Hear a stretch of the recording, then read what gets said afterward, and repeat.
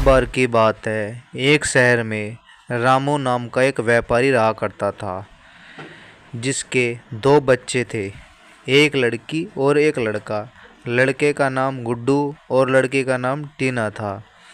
रामू का कुछ व्यापार बहुत ही अच्छा चल रहा था और उसकी अच्छी गृहस्थी चल रही थी।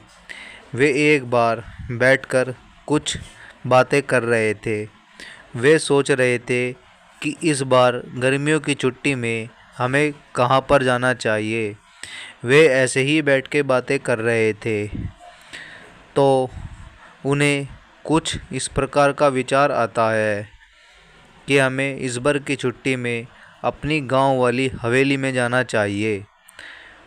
वे इसी बात पर सब बहस कर रहे थे कि नहीं, कोई मना कर रहा था। अरे बेटा, मुझे लगता है कि इस बार की छुट्टियों में हमें गांव नहीं जाना चाहिए। हमें अब की बार विदेश में अपनी छुट्टी मनानी चाहिए। अरे नहीं पापा, हमें विदेश नहीं जाना चाहिए और न ही गांव जाना चाहिए। हमें कुछ अलग ही नई जगह जाना चाहिए जहां पर सुंदर सुंदर पहाड़ और सुंदर सुंदर वादियां देखने के लिए मिले। हमें कुछ इसी प्रकार की जगह जाना चाहिए जहां पर देखने के लिए नज़ारे हों। अरे बेटा नहीं, ना ही हमें पहाड़ों में जाना चाहिए और ना ही हमें विदेश जाना चाहिए।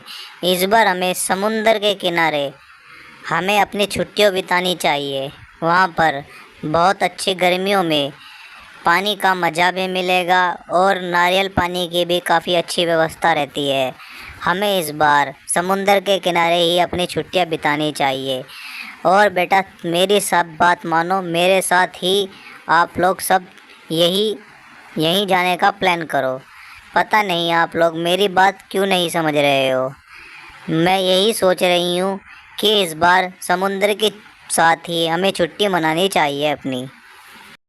अरे मम्मी नहीं, ना ही भैया तुम और ना ही मुझे अपने पापा के साथ हमें अपने गांव की हवेली में ही जाना चाहिए।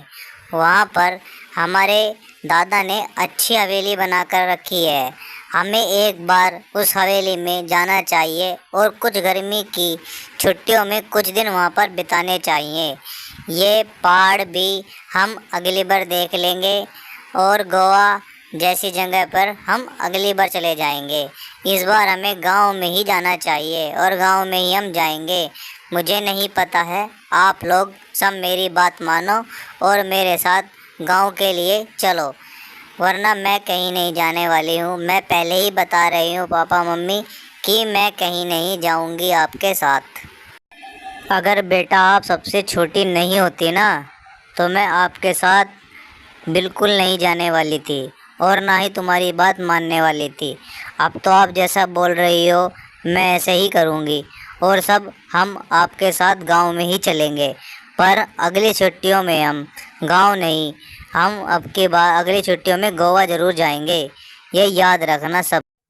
अरे मेरे घर में वो होगा जो मेरी छोटी परी बोलेगी।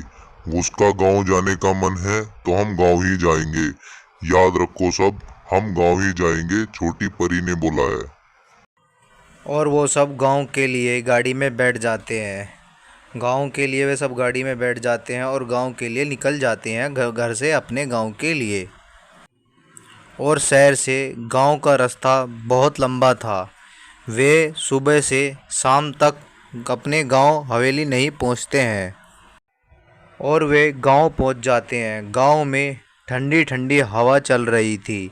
गांव पर सर्दी का मौसम था और वे अपनी हवेली पर पहुंच जाते हैं। वे हवेली पर आकर देखते हैं कि यहाँ पर तो बहुत ज़्यादा सर्दी है, ठंडी ठंडी हवाएं चल रही हैं बहुत ज़्यादा, और गांव की हवेली पुरानी भी बहुत हो गई थी। अरे क्या आप खड़े होकर यहाँ बात ही करते रहोगे और हवेली को देखते ही रहोगे? आप एक काम करो, हवेली के अंदर चलो। यहाँ पर हल्की हल्की सर्दी और ठंडी ठंडी हवा बहुत चल रही है। और वे सब बाहर से अंदर हवेली के अंदर आ जाते हैं और हवेली को अंदर से देखने लगते हैं। वे देखते हैं कि हवेली तो काफ़ी पुरानी और उसमें जाले लगे हुए थे हवेली में। अरे बेटा, अब हवेली को देखते भी रहोगे या फिर अपने अपने कमरे में जाकर लेटोगे, क्योंकि रात बहुत हो चुकी है। कल दिन में आप लोग बड़े प्यार से और बड़े तैयारी से हवेली को देख लेना, हवेली कहीं नहीं जाने वाली। अरे पापा देखने दो ना, अभी कहाँ इतना टाइम हो गया है जो हम जाकर सो जाएं। अभी तो हमें नींद भी नहीं आ रही है और मुझे हवेली देखनी अच्छी लग रही है। और वो सब चले जाते हैं और वहाँ पर टीना अकेली रह जाती है। वो हवेली को देख रही थी और इतने में ही टीना को हवेली के अंदर से किसी की रोने की आवाज़ आने लगती है और टीना घबरा कर इधर से उधर देखने लगती है और देखते ही रहती है बहुत देर तक। और टीना घबरा कर रोने लगती है। उसे डर लग रहा था बहुत ज़्यादा, क्योंकि कोई रोने की आवाज़ आ रही थी टीना को बहुत तेज। अरे कौन है यहाँ पर जो रो रहा है और सामने नहीं आ रहा है? मेरे सामने आओ, जो भी हो तुम सामने आओ। अरे क्या हुआ टीना बेटी, ये कौन रो रहा था इतनी तेज? अरे पापा मुझे नहीं पता कौन रो रहा था, पर कोई रो रहा था और मुझे डरा रहा था। मुझे भी रोना आ गया और जब मैंने पूछा कौन है तो कोई बाहर नहीं। और इतने में ही सब वहाँ पर टीना की रोने की आवाज़ सुनकर आ जाते हैं और फिर से किसी के रोने की आवाज़ आने लगती है और वो सब इधर उधर देखने लगते हैं कि कौन रो रहा है, पर उनके सामने कोई नहीं आता है और उनके सामने चुड़ैल आ जाती है और अब उन्हें हंसने की आवाज़ आने लगती है बहुत तेज तेज। और सामने क्या देखते हैं, एक चुड़ैल उनके सिर पर खड़ी थी आकर।